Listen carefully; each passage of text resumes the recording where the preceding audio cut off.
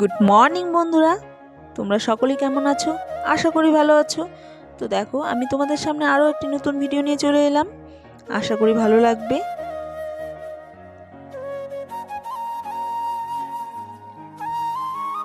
তো তোমাদের শীতের সকাল কেমন কাটছে তোমরা আমাকে জানিও অবশ্যই কমেন্টে। আমার তো শীতের সকাল ভালোই কাটছে, যাই হোক একটু কষ্ট হচ্ছে। কষ্ট আমার হচ্ছে বলতে আমার মেয়ের হচ্ছে, কারণ সকালে উঠতে হয় তাকে, তার সাথে তো আমরাও উঠি, তবুও আমাদের কষ্টটাকে কষ্ট মনে করি না, বাচ্চার কষ্টটাই বেশি। কারণ শীতের সকালে স্কুল যেতে হয় এত সকালে, যার জন্য। আর শীতের সকালে দেখো কি সুন্দর ফুল ফুটে থাকে, কিন্তু সাদা ফুলটা খুবই ফুটেই না বলতে গেলে, পুজো দিতে একটু অসুবিধা হয়। যাই হোক, ঠাকুরের কথা বলতে বলতে একটু ঠাকুর দর্শন করতে চলে এলাম, বাড়ির পাশেই মন্দির। তো দেখো এর হাসিটা দেখছো?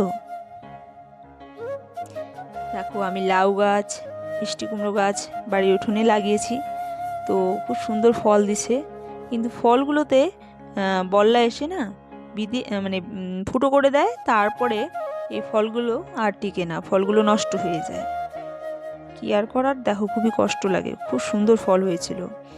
তো বৃহস্পতিবার আসনের সমস্ত কাপড় উঠিয়ে ফেলেছি, আবার নতুন কাপড় দিব পেতে। তো ঠাকুরকে মুছামুছি করলাম, মানে মুছে আবার নতুন কাপড় পরাবো, ঠাকুরের আসনটাকে সুন্দর করে পেতে দিব। বাসনপত্র মাজা হয়ে গেছে, মেজে ফুল দেখো অল্প কটাই ফুল, আর ফুলই নেই। তো এই মার্কেটে গেছিলাম সেদিন, এই পান, বেলপাতা, ওই আমের আম্রপল্লব এই সমস্ত কিনেছিলাম, তাই মানে দেখালাম তোমাদেরকে। প্রত্যেক দিন না, আর প্রত্যেক বৃহস্পতিবারে এদিক ওদিক খুঁজতেই সময় চলে যায়। আর বৃহস্পতিবারে তো জানোই পুজো দিতে কতটা সময় লাগে। সেই কারণে কি করেছিলাম, সেদিন যে মার্কেট গেছিলাম রুম হিটার আনতে, তো সেদিনই ওই 3টে জিনিস কিনে নিয়ে এসেছি। তো বৃহস্পতিবারে একটু পাঁচালিও পরে নিয়েছিলাম। বৃহস্পতিবারের দিন একটু পাঁচালি পরতে ইচ্ছা হয়, কিন্তু সময়টা বেশি লাগে। যাই হোক, একটু সময় নিয়েই পুজো দিতে বসি বৃহস্পতিবারে। তো দেখো মাঝখানে একটু পাঁচালি পরবো, সেটাও শোনাবো তোমাদেরকে। মধুময় লক্ষ্মীমণি শুনি মুনিবর কহিলেন ভক্তি ভরে, দুটি দুই কর তোমার দয়া মাগো আমি ভাগ্যবান, পৃথিবীর দুঃখ দেখি কাঁদে মোর প্রাণ। ত্রিজগতে মাতা তুমি সকলের কয়, জগতে সবে যে মা তোমার তনয়। অন্যভাবে প্রতিদিন নর দুঃখ পায়, প্রতি গৃহে অধ্যাসনে জীর্ণ শীর্ণকায়। নগরে না মিলে ভিক্ষা করিয়া ভ্রমণ, ক্ষুধার জ্বালায় করে আখ্যাত ভক্ষণ।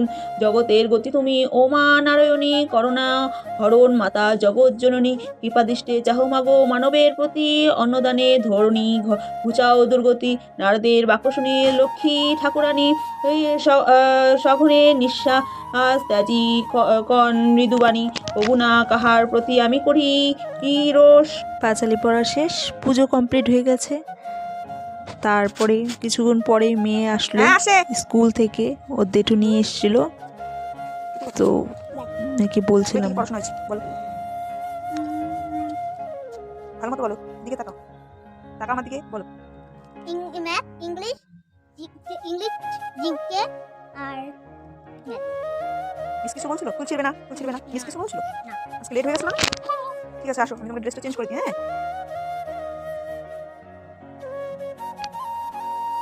তো সন্ধ্যার দিকে পিঠে বানাতে চলে গেছিলাম, আমার শাশুড়ি বানাচ্ছিল, আমি একটু হেল্প করে দিচ্ছিলাম।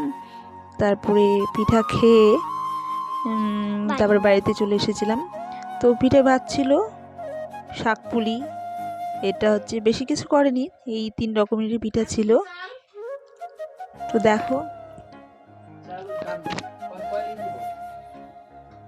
তারপরে বাড়িতে এসে মেয়েকে বললাম অনেক খাওয়া দাওয়া হয়েছে, এবার পড়তে বসো। তারপরে মেয়েকে পড়তে বসিয়েছিলাম। মেয়ের কটা খুবই সমস্যা, যার জন্য আমি বসে থেকে ওকে বললাম তুমি লেখো বাবা, আমি এখানে আছি, তুমি যদি যেটা পারবে না সেটা আমি বলে দিব। তো দেখলাম যে না, ভালোই লিখলো। তো দেখো ও লিখছে।